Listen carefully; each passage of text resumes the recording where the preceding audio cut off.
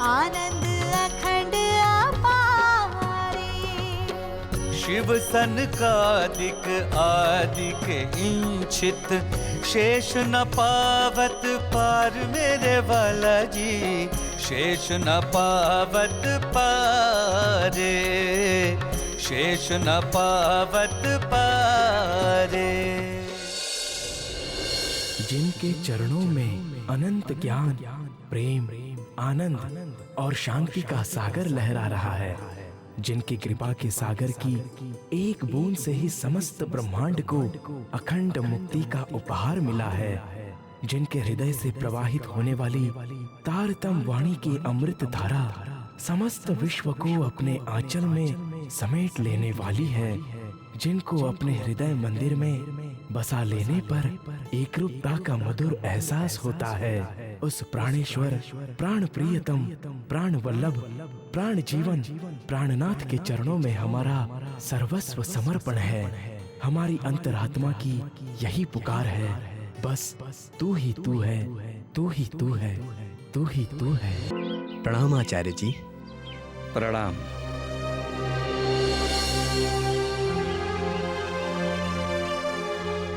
क्या बात है आचार्य जी? देवचंद्र जी, ये सभी भक्त आपके विषय में कुछ बातें कह रहे हैं। मैंने तो माना नहीं है, किंतु मैं चाहता हूं आप स्वयं सबके सामने इस बात का स्पष्टीकरण करें कि आप ऐसा करते हैं या नहीं, और करते हैं तो क्यों करते हैं। ये आपकी कृपा है आचार्य कि आपका मुझ पर विश्वास है। आप आज्ञा दीजिए, इन्होंने आपसे कौन सी बात कही है? ये कहते हैं कि आप एकादशी के दिन भोजन करते हैं और द्वादशी के दिन उपवास करते हैं। क्या यह सत्य है देवचंद्र जी? ये सत्य है आचार्य जी, मैं ऐसा ही करता हूँ, किंतु मैं ऐसा भागवत के अनुसार ही आचरण करता हूँ। हाँ हाँ, एक तुम ही तो ज्ञानी हो यहाँ पर। आप सब तो जानते ही हैं कि भागवत एक ऐसा वृक्ष है कि जिसके डाल, पत्ते और उसके रग तक तो कोई बिरला ही पहुंच पाता है, और इनका दावा है कि ये उसे पूर्णतः समझ गए हैं। भागवत जीवन का सत्य है, और सत्य को समझा नहीं, धारण किया जाता है। यह भागवत मेरे जीवन का आधार है, मेरी आत्मा का आहार है। भागवत के अनुसार यह शरीर मिथ्या है और आत्मा सत्य। इसलिए मैंने ये नियम बना लिया है कि जिस दिन मेरी आत्मा को भोजन नहीं मिलता, उस दिन मैं अपने शरीर को भी भोजन नहीं देता, और द्वादशी के दिन मेरी आत्मा को भागवत रूपी आहार प्राप्त नहीं हो पाता, इसलिए मैं अपने शरीर को भी भोजन नहीं देता। देवचंद्र जी, अब आप इन्हें ये भी बता दें कि आप एकादशी के दिन उपवास क्यों नहीं करते, भोजन प्रसाद क्यों ग्रहण करते हैं।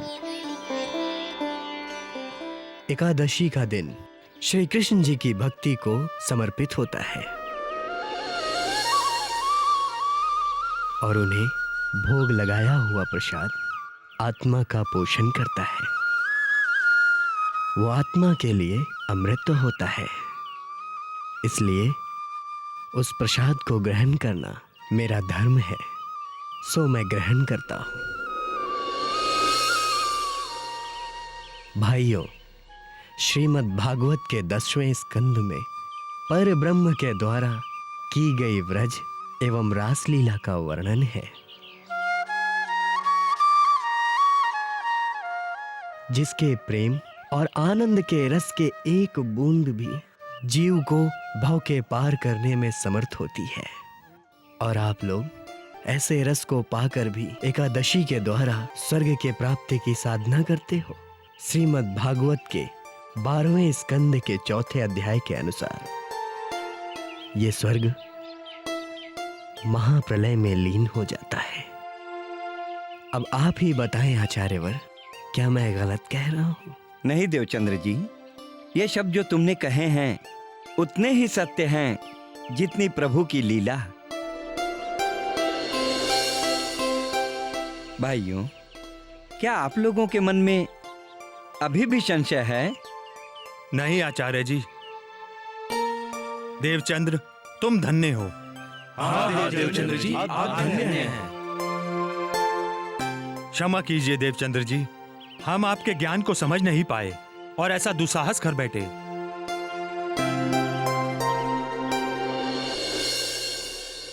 कोई बात नहीं धनपत जी, ये सब बाके बिहारी के इच्छा से ही होता है।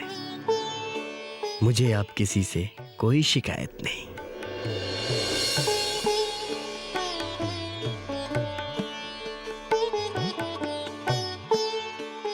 अब आज्ञा दीजिए आचार्यवर। प्रणाम।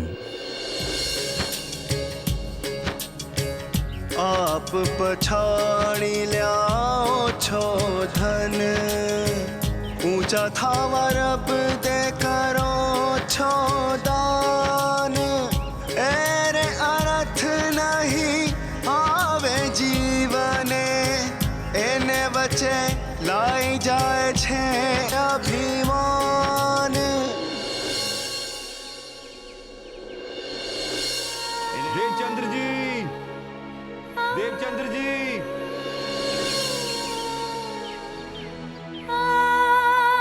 अरे गांजी भाई, प्रणाम। प्रणाम। क्या बात है? आपके अंदर तो अद्भुत विचारशीलता है, अलौकिक ज्ञान शक्ति है। इसीलिए मैं आपसे एक निवेदन करना चाहता था। वो सब तो प्रभु की कृपा से है गांजी भाई, आप निसंकोच होकर बोलिए, मैं आपकी क्या सेवा कर सकता हूँ? मेरा सिर्फ यही एक निवेदन है कि आगे भविष्य में जब कभी भी आपके हृदय में ज्ञान का कोई रहस्य प्रकट हो तो आप मुझे अवश्य बताएं। ठीक है गांजी भाई, मैं तुम्हें अवश्य बताऊंगा। प्रणाम। प्रणाम।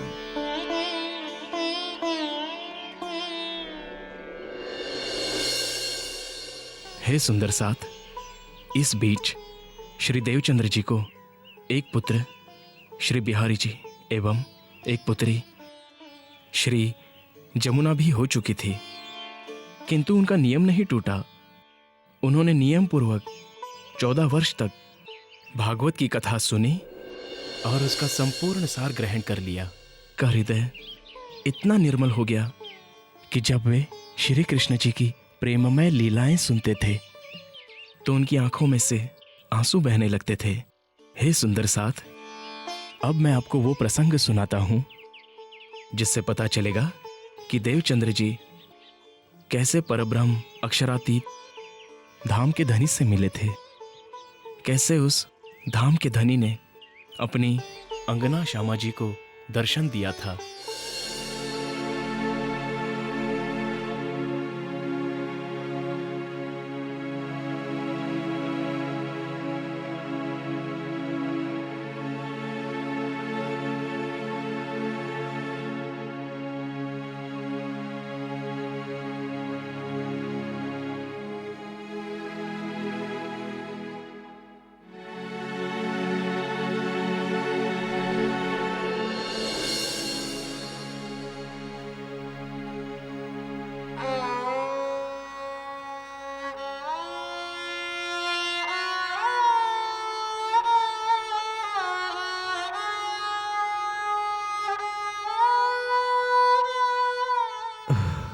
भोजन कर लीजिए स्वामी।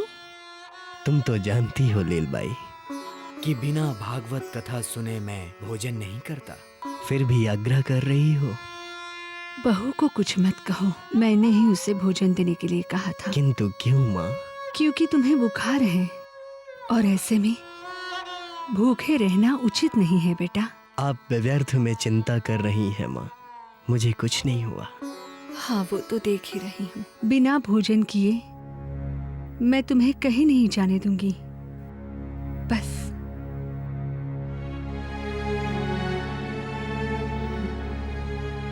आइए वैद्य जी, आइए आइए। बेटा देवचंद्र, मैं वैद्य जी को लेकर आया हूँ, ये तुम्हारा परीक्षण करेंगे। मुझे कुछ नहीं हुआ पिताजी, मैं ठीक हूँ। हाँ हाँ, मैं कुछ दिनों से देख ही रहा हूँ कि तुम कितना ठीक हो। चलो चुपचाप लेट जाओ, चलो।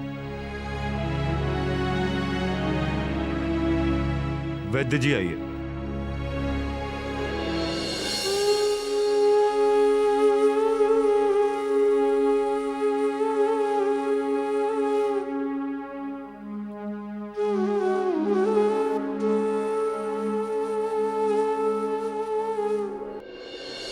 इन्हें लंबी अवधि का ज्वर हुआ है।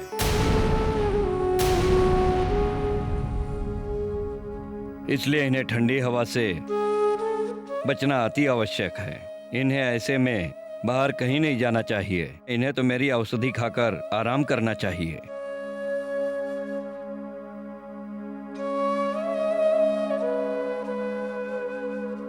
किंतु वैद्य जी, ये किसी के कहाँ मानने वाला है। ये तो आपकी औषधि खाकर भागवत कथा सुनने के लिए अवश्य ही जाएगा।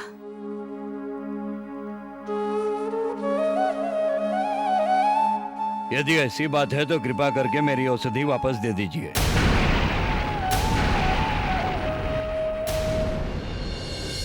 क्योंकि मेरी औषधि खाकर ये बाहर गए तो हवा लगने से इनका ज्वर बढ़ सकता है और इनकी मृत्यु हो सकती है। इन्हें सन्निपात हो सकता है।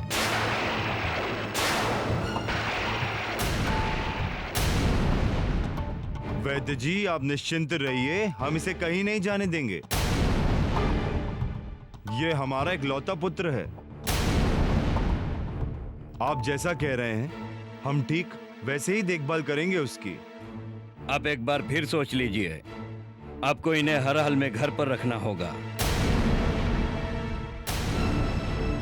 अन्यथा इन्हें कुछ हो गया तो लोग मेरी योग्यता पर प्रश्न चिन्ह लगा देंगे। कहेंगे कि वैद्य जी की औषधि खाकर देवचंद्र का यह हाल हो गया। आप विश्वास करें वैद्य जी, हम इसे घर पर ही रखेंगे। चलता हूं। प्रणाम।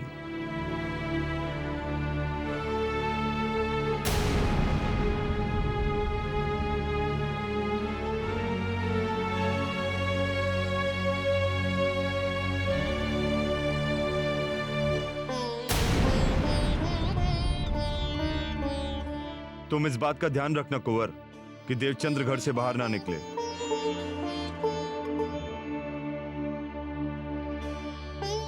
मैं पूरी कोशिश करूंगी स्वामी, किंतु आप स्वयं देवचंद्र से कह दे कि यदि ये 2-4 दिन कथा नहीं सुनेगा तो कोई अनर्थ नहीं हो जाएगा। अनर्थ तो तब होगा माँ, जब मैं भगवत कथा सुनने नहीं जाऊंगा और आप लोग ये सुन लें कि मुझे शरीर का कोई मोह नहीं है। मेरे लिए धर्म के अलावा कुछ नहीं है। यदि धर्म ही ना रहा तो ये देह बचाकर मैं क्या करूंगा? बिना शरीर के धर्म का आचरण नहीं हो सकता बेटे। शरीर है तो धर्म है। कहते हैं ना, शरीर माध्यम खलु धर्म साधनम। इसलिए यह हट छोड़ो और इस शरीर को स्वस्थ करो ताकि तुम जल्दी से कथा सुनने जा सको। हाँ कुंवर, जाओ जाके दवा का काढ़ा बना कर लाओ। जाओ जल्दी जाओ। बहू चल।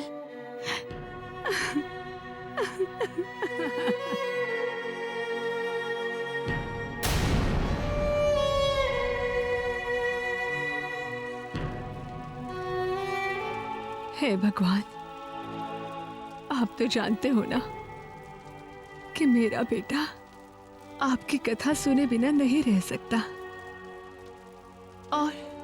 और इस हाल में उसका घर से बाहर जाना भी तो ठीक नहीं। समझ में नहीं आता मैं क्या करूं, कैसे रोकूं उसे। बड़ा धर्म संकट है प्रभु।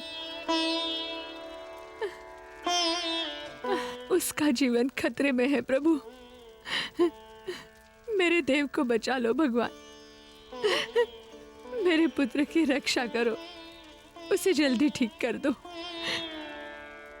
उसे जल्दी ठीक कर दो प्रभु।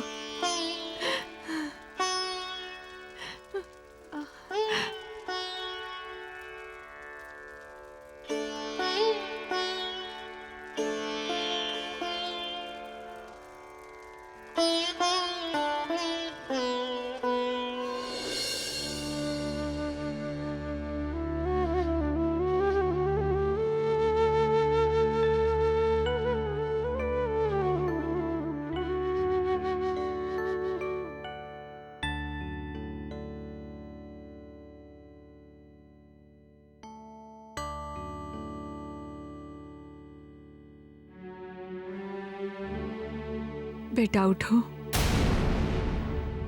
ये काढ़ा पी लो।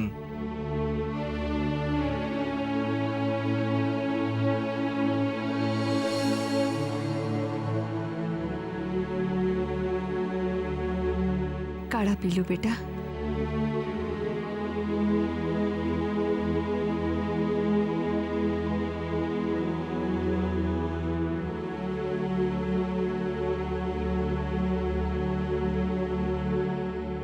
देवचंद्र, क्या हुआ देवचंद्र?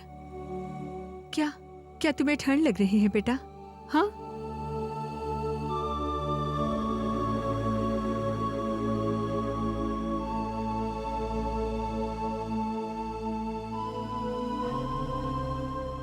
अरे ये क्या बचपना है? हाँ, तुमने सुना नहीं था वैद्य जी ने क्या कहा था? पुत्र, तुम्हारा बाहर जाना खतरे से खाली नहीं है। और तुम्हारे पिताजी ने भी तुम्हें बाहर जाने से मना किया है। मैं जानता हूं माँ, किंतु कथा श्रवण किए बिना मैं नहीं रह सकता। स्वामी, स्वामी, मैं आपके पैर पड़ती हूँ, आपके हाथ जोड़ती हूँ। आज के दिन आप रुक जाइए।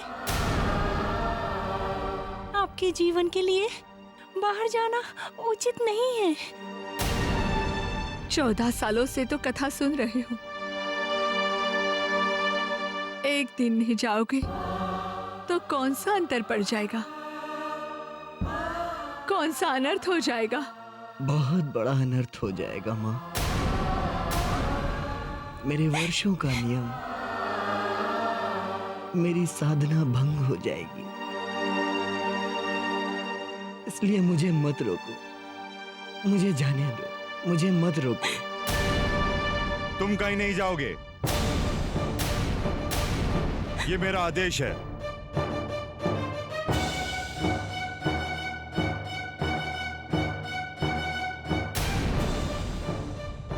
लगता है तुम ऐसे नहीं मानोगे। मुझे तुम्हारे साथ जबरदस्ती करनी पड़ेगी। कुंवर जी स्वामी। तुम बहू को लेकर बाहर जाओ।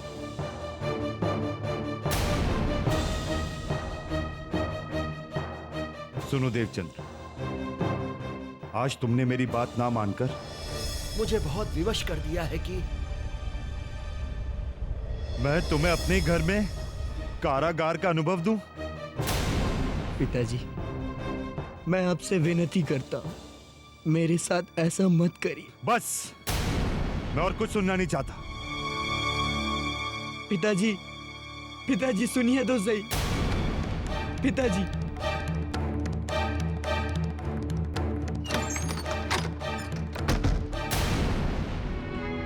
पिताजी। कुछ भी हो जाए, सुबह तक कोई दरवाजा नहीं खोलेगा। पिताजी, आप लोग इस तरह जबरदस्ती से मेरे शरीर को तो रोक सकते हैं, किंतु मेरी आत्मा को नहीं। याद रखिए, यदि आज मैं कथा सुनने नहीं गया तो मेरी मृत्यु निश्चित है। हे प्रभु, हे गोविंद, ये लोग ना समझी में मुझे आपके पास आने से रोक रहे हैं, किंतु आपकी कथा सुने बिना मैं नहीं रह सकता। हे गोविंद, हे गोविंद।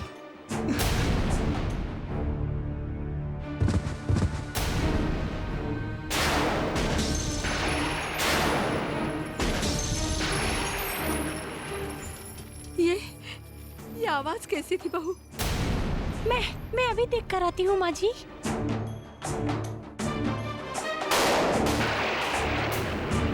स्वामी, माँ जी, माँ जी, देखिए नैने क्या हो गया है। क्या हुआ?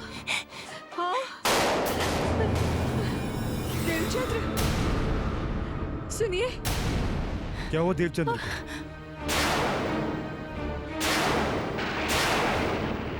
अगर मेरे देवचंद्र को कुछ हो गया तो मैं आपको जीवन भर क्षमा नहीं करूंगी।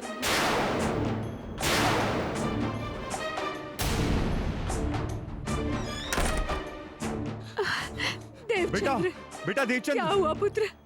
देवचंद्र, क्या हुआ आपको? बेटा, अरे कुछ कीजिए बेटा ना। आंखें खोलो। क्या हुआ आपको? बेटा, उठो बेटा, ये क्या हो गया है? उठो।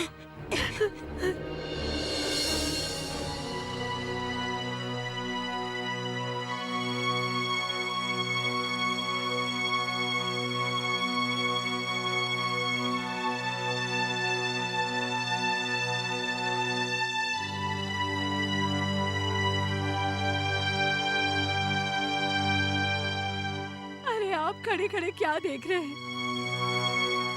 देखिए ना, देव को क्या हो गया है। आप जल्दी से वैद्य को बुलाइए। देखिए ना, मेरे बेटे का चेहरा कैसे पीला पड़ गया है। कुंवर बाई, भगवान पर भरोसा रखो, हमारे बच्चे को कुछ नहीं होगा।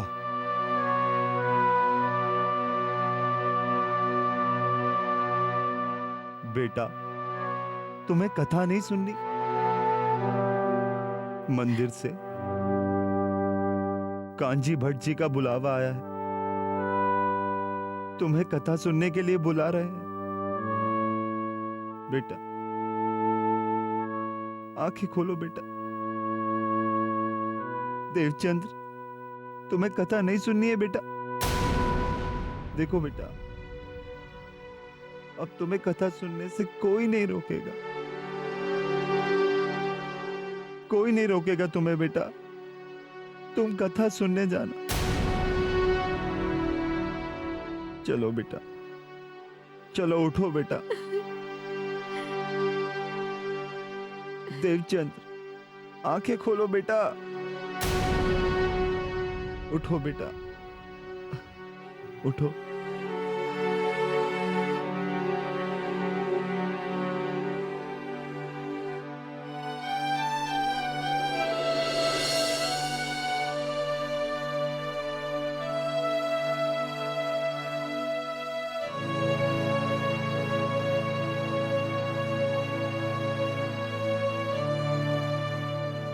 हे बाके बिहारी जी, आपका लाख लाख धन्यवाद प्रभु। देवचंद्र बेटा, तुम भागवत सुनने जाना चाहते हो ना? अवश्य जाओ, अब तुम्हें कोई नहीं रोकेगा। हमें बाके बिहारी पर पूरा विश्वास है, तुम्हें कुछ नहीं होगा।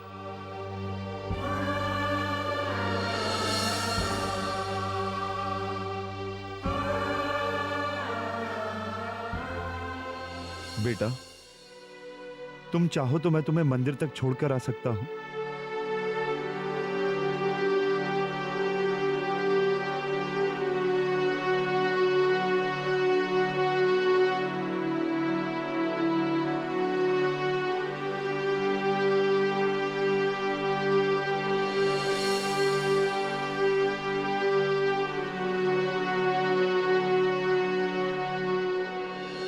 हे भक्तों, एक बार दिग्विजय करते समय राजा परीक्षित ने एक राजवेशधारी दुष्ट को देखा। वो हाथ में डंडा लिए हुए था और गाय बैल के एक जोड़े को इस तरह से पीटता जा रहा था जैसे उसका कोई स्वामी ना हो। वह बैल 3 पैरों से विहीन मात्र एक पैर पर खड़ा कांप रहा था, और गाय भी दुबली और पतली सी थी, और उसके आंखों से आंसू बह रहे थे। उसके पूछने पर उन्हें ज्ञात हुआ कि वह दुष्ट कली है और वह बैल धर्म है। सतयुग में जिसके 4 चरण तप, पवित्रता, दया और सत्य थे, किंतु अभी वह मात्र 1 चरण सत्य पर स्थित है। यह कलयुग उसे भी ग्रास कर लेना चाहता है, और वह गाय पृथ्वी है जो कलयुग के मार से, दुष्टाचार के बढ़ने से दुखी है। ये देखकर राजा परीक्षित ने अधर्म के कारण रूप कली को मारने के लिए तीक्ष्ण तलवार उठाई। ये देखकर कली ने भय विह्वल होकर उनके चरणों में अपना सिर रख दिया। तब राजा परीक्षित ने अभयदान देते हुए उससे कहा, मैं तुझे जीवन दान देता हूं, किंतु तुम मेरे राज्य में नहीं रहोगे। तब कली ने कहा, तो मैं कहां जाऊं, आप ही मुझे बताइए। तब राजा परीक्षित ने उन्हें निवास करने के लिए 4 स्थान दिए। द्यूत, मद्यपान, स्त्री संग और हिंसा। इन स्थानों पर क्रमशः असत्य, मद, आसक्ति और निर्दयता, ये 4 प्रकार के अधर्म निवास करते हैं। तब कली ने राजा से और भी स्थान मांगा। तब राजा परीक्षित ने उसे रहने के लिए एक और स्थान स्वर्ण दिया। अतः सभी आत्मकल्याण के इच्छुक भक्तजनों को इन 5 स्थानों से दूर रहना चाहिए। अब चर्चा का समय पूरा होता है। बोलो बाके बिहारी की जय! बोलो बाके बिहारी की जय! बोलो बाके बिहारी की जय!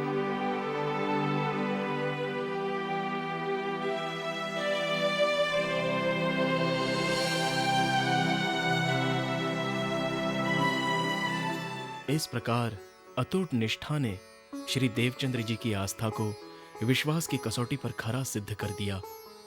10-15 दिनों में वे पूरी तरह से स्वस्थ हो गए।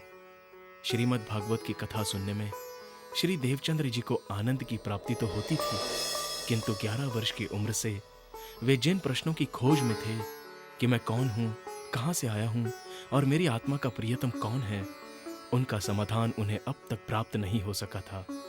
तब वो पवित्र घड़ी आई जब अक्षरातीत प्रियतम परब्रह्म ने उन्हें दर्शन देकर तारतम ज्ञान प्रदान किया और उनके हृदय धाम में विराजमान हो गए। हे भक्तों, ज्यों ज्यों घोर कलयुग आता जाएगा, त्यों त्यों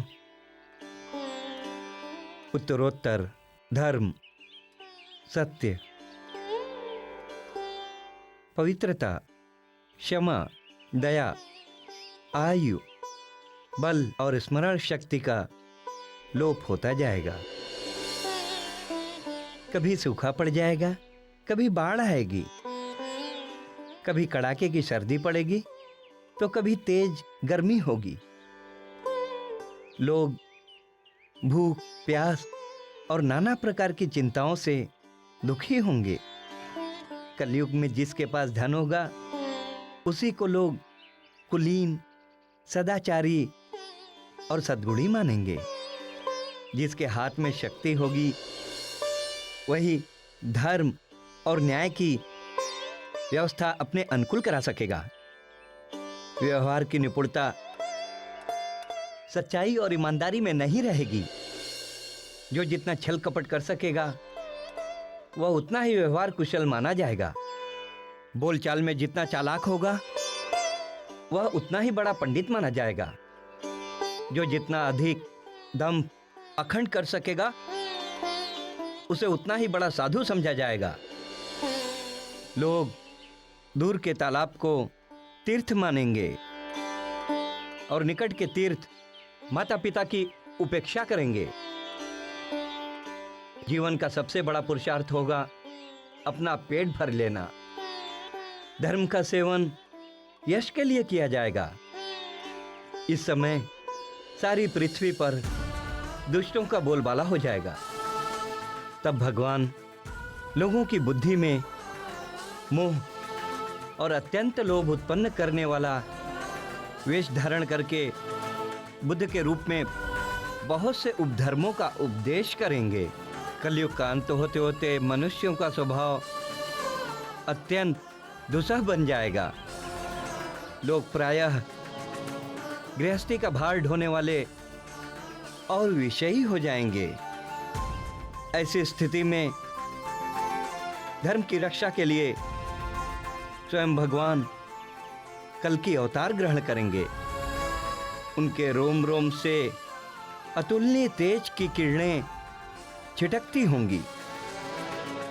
वे अपने शीघ्रगामी घोड़े पर सवार होकर पृथ्वी पर सर्वत्र विचरण करेंगे और दुष्टों का नाश करेंगे। कल की स्वरूप की कृपा से मनुष्यों के मन में सात्विकता का संचार होगा। लोग अपने वास्तविक स्वरूप को जान सकेंगे और तभी से सतयुग का भी प्रारंभ होगा।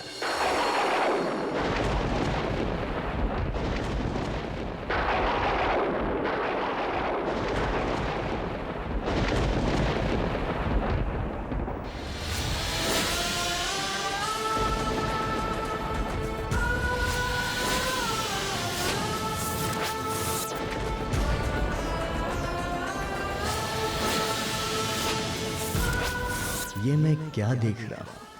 इतना शीतल एवं मनोरम प्रकाश मैंने तो कभी नहीं देखा था। ये कहां से आ गया?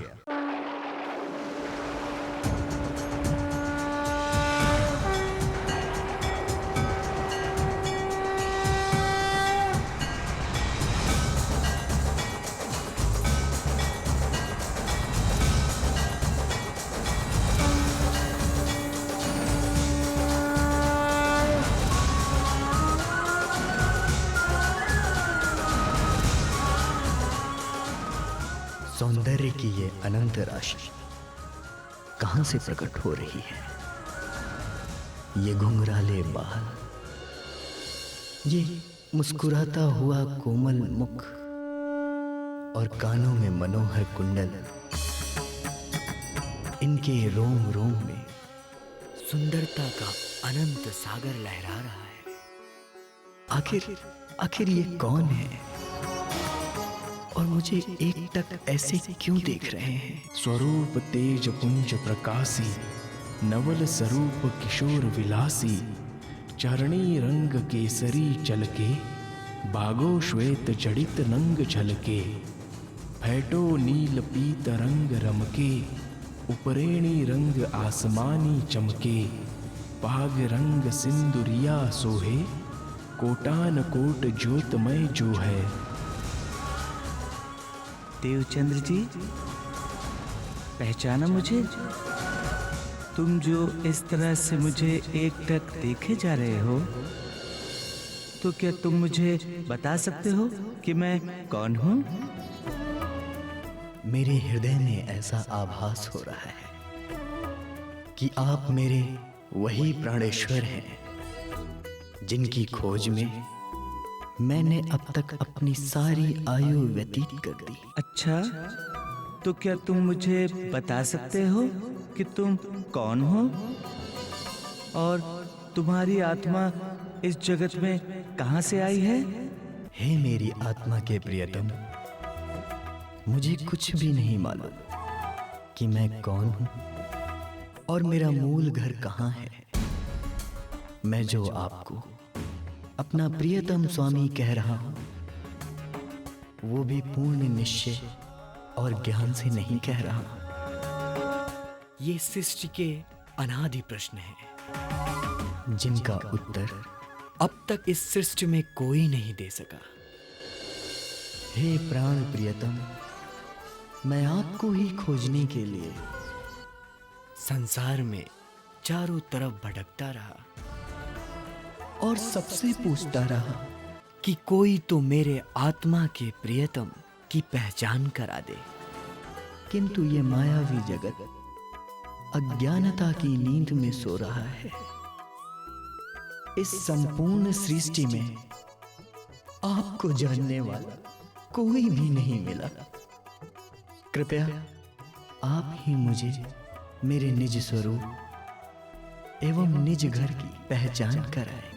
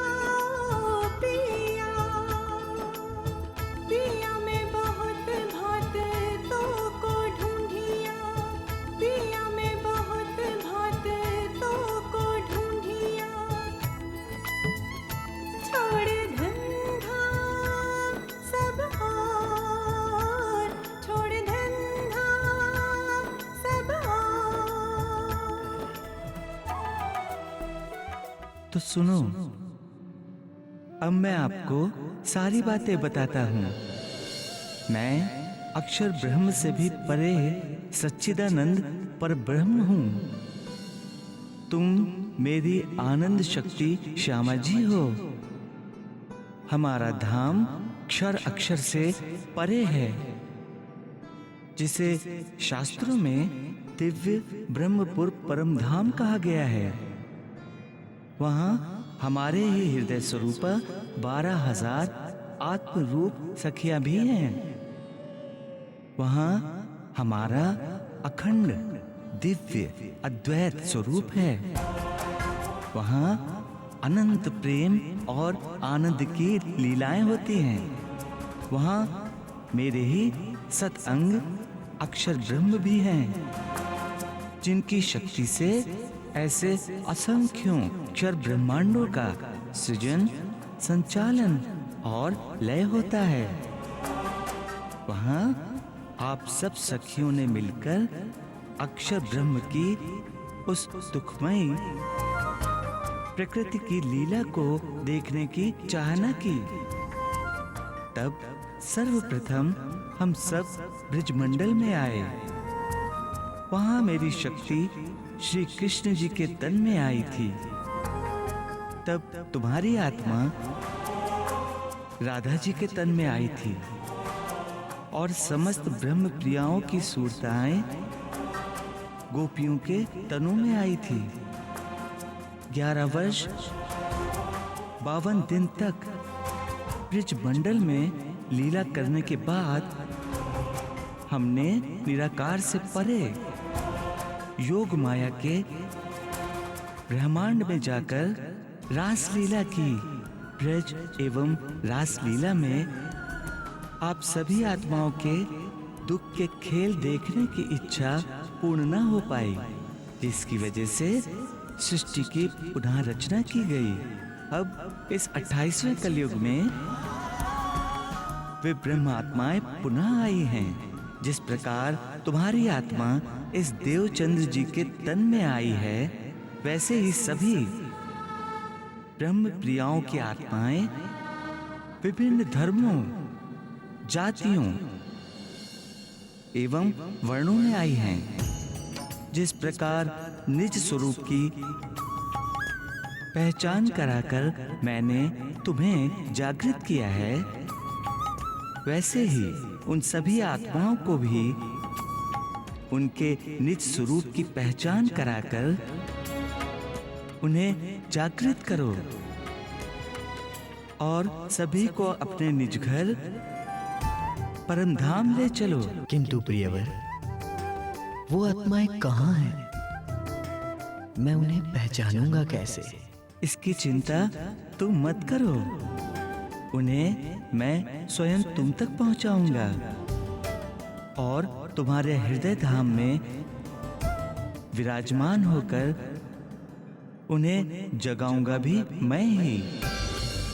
ये भागवत आदि ग्रंथ सभी आत्माओं के प्रमाण के लिए आए हैं।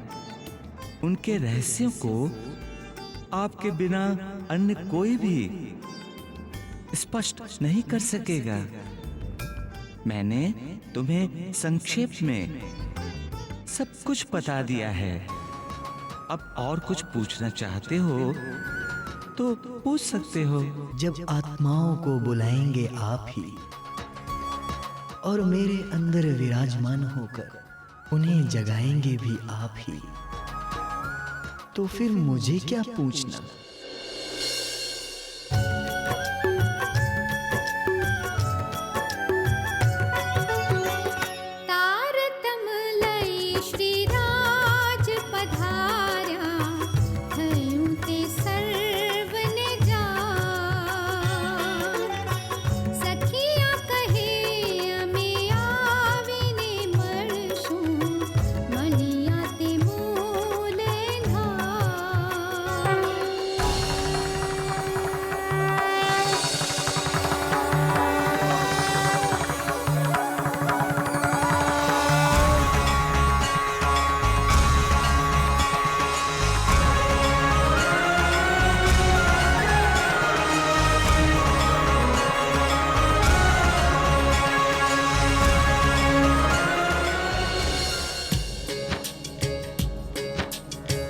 इत खेलत जुत सयन सदा आनंद इन वतन मीने राज श्यामा जी दोए सुख याही आत्म सब कोए सुख याही आत्म सब